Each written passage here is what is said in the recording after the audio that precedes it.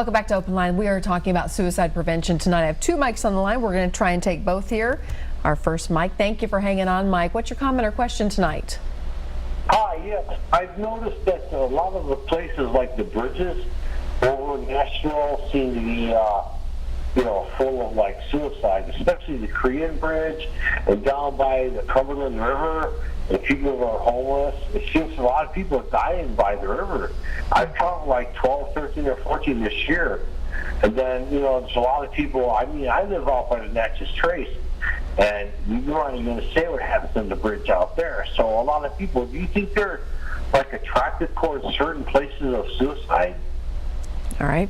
Well, you guys hear the stories and count the numbers. Well, we do know the Natchez Trace Bridge has had some numbers of deaths that have been reported there. And we have worked with the National Park System to put some signs up. Currently, the National Park System is working on a phone where they're going to put a phone, and that's going to take several months.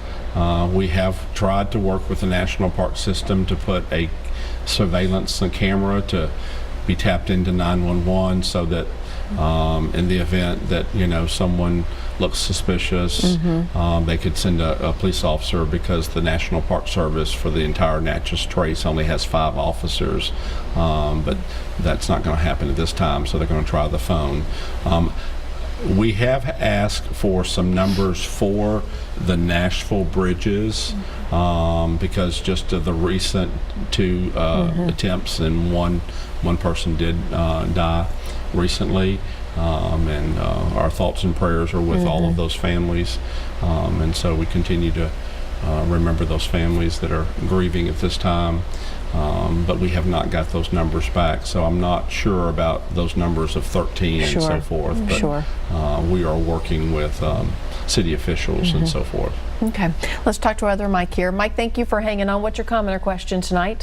Yes, ma'am. I would like to ask the panel that you have there 2 little questions right quick. Do they have like a hot number line that someone could call? Like, I work with the homeless through my church from Waverly, Tennessee, and we go up underneath the Church Street Bridge, and a lot of the homeless that I meet are really down and depressed because they can't find jobs and willing to give up and everything.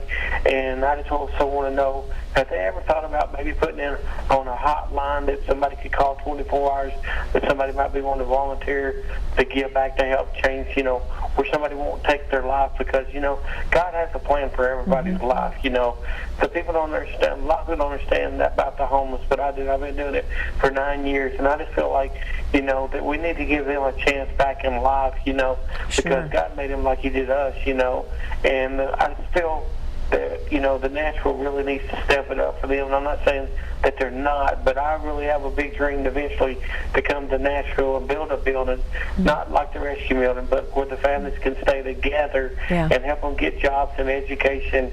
Not saying nothing bad about the rescue. Well, Mike, let me get them to answer your question, because I do want to move on to what people can do before we run out of time. So, anything specifically targeted to the homeless where they can get help? Well, I think that this administration, along with the last administration, has done phenomenal jobs with the Homeless Coalition and so forth. And so I would encourage him to possibly work with the mayor's office, with the Homeless Coalition, and look at some of those resources and see what they're doing currently right now, because it seems like they're always doing some wonderful things, and I applaud him for what he has done in working with the homeless population. And the hotline number that's open is for anyone. Correct. Anyone can call that number. Correct. Okay. And I just want to make that very clear. It is open and staffed 24 hours a day, 365 days a year. Before we have to wrap things up, I think it is so very vitally important that we talk about what you and I can do. If someone comes to me, I either suspect it or they tell me I'm thinking about suicide, what do I do? Well, I think it's very important. There are 2 numbers that you could call. If someone is, holding a gun or, standing in front of you saying they're going to kill themselves, immediately call 911. Okay, do not call 1-800-273, call 911. All right, they're in danger. Okay, if someone is just talking about suicide, call 1-800-273-TALK, and it will roll into the local crisis center.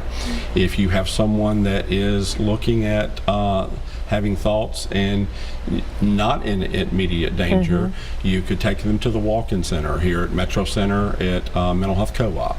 And so those resources are on our website, and we can provide those resources to you all, and you all can post them on your website. But I think those are very important. The crisis text line, a lot of people don't like to call, and they can call the crisis text line, which is TN 741-741. They can text those, and they'll get a live person. At first, what will happen is, because so many people like to test that, it will say, "Are you testing this? If so, stop. If not, continue." Right. And so, but yes, and I just met a recent live person that's in Chattanooga that is a on the other end of that text. Other end of that text, and Wow. so it's very important. If you'd like to volunteer for TSPN, we would love to have volunteers. We have volunteers all the time. We would not be in existence today.